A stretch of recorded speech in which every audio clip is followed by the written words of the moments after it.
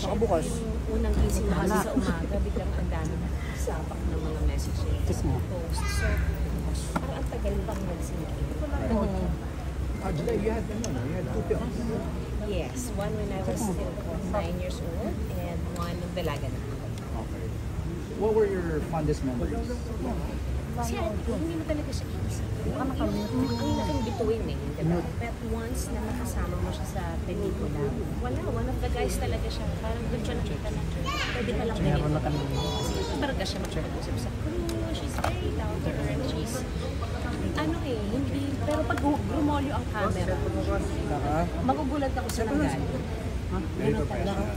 Very Right. Any chance na na-meet mo siya? I've had the privilege of interviewing her before. And then I got to meet her na finally nung sumama ako sa isang show with Judy Ann.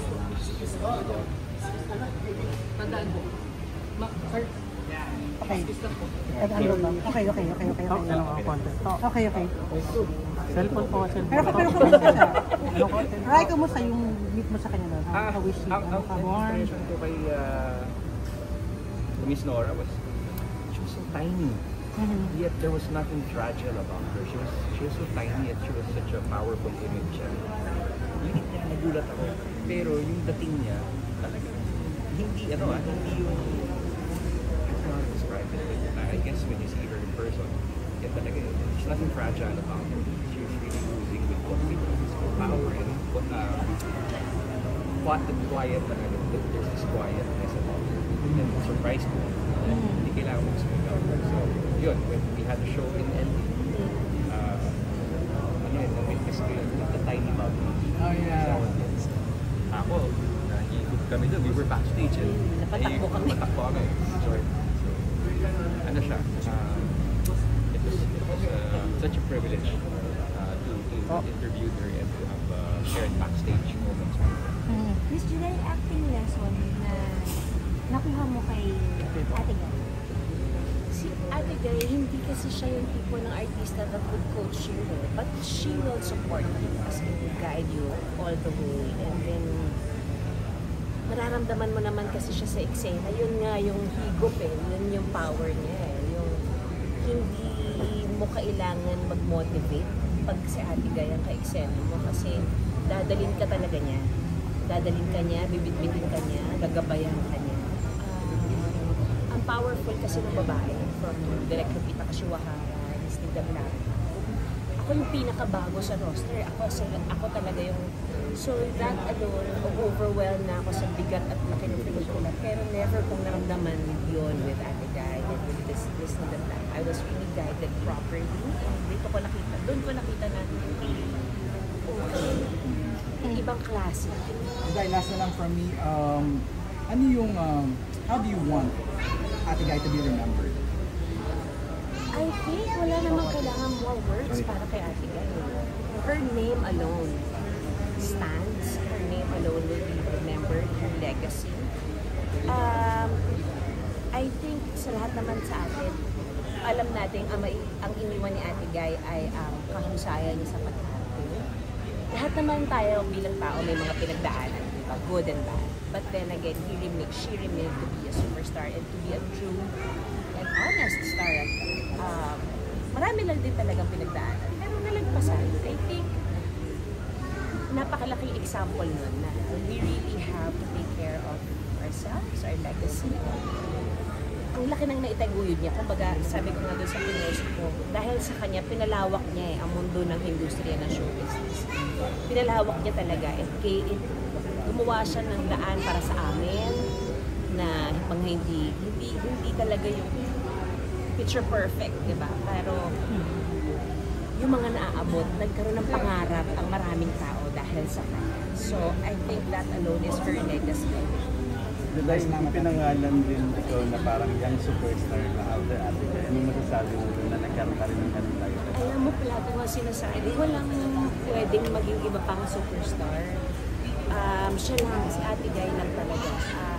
Of course, nakakatapa ng puso, na may mga ganon, but talagang sinasabi ko, hindi pwede Kasi wala namang makakatapat na sa kasikatan at sa lawak ng narating course, hindi naman ako magiging ipokata at magsisinungaling kung sabihin ko hindi siya nakakakilig. Diba? Pero niwala sa kalingkingan ni Ate Guy, niwala sa kalingkingan ng narating ko, niwala sa kalingkingan ng narating ni Ate Guy yung trabaho ko. And malayo pa, malayong-malayo at feeling ko hindi ko naman mararating yun. I'm just honored and nagpapasalamat ako sa thought na naging parte siya ng karera. Kapalagay mo nun, pag nag-uusap kayo before, may mga billing ba siya sa'yo o mga payo? When it comes to life, may umating ba kayo sa punto?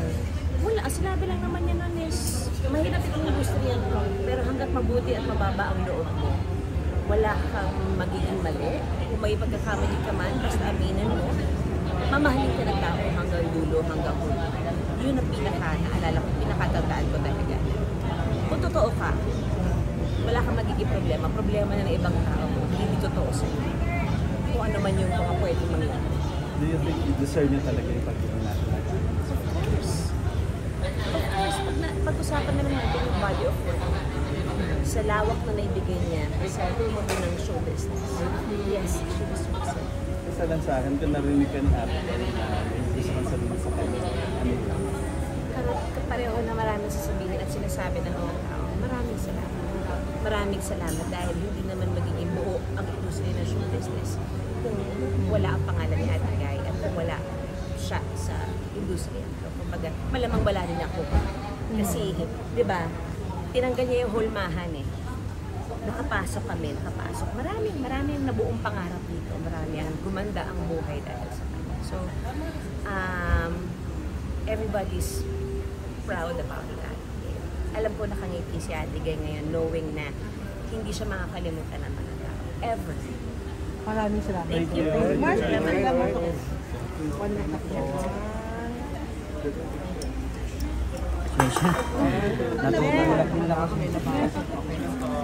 Ate, pwede mo pa-picture lang? Pa-picture lang si ate kasi malayo na pinagalingan namin. One, Kamars. 1, 2. Ate Luz. Ate mo ko yan. Ate Jordan.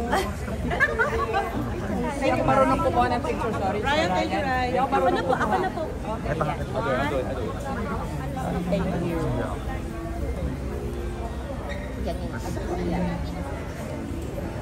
May umaalis pa po. Ay, wala.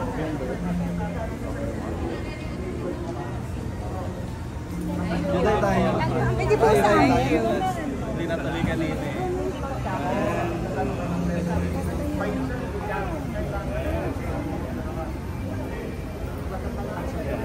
May naka-video ko. Sorry. Yeah, man. Ano lang, sa survive. Thank you. Thank you. Hanggang bukas. Sige kasama. Hanggang bukas. Andito na dito. Pero kung Thank you po.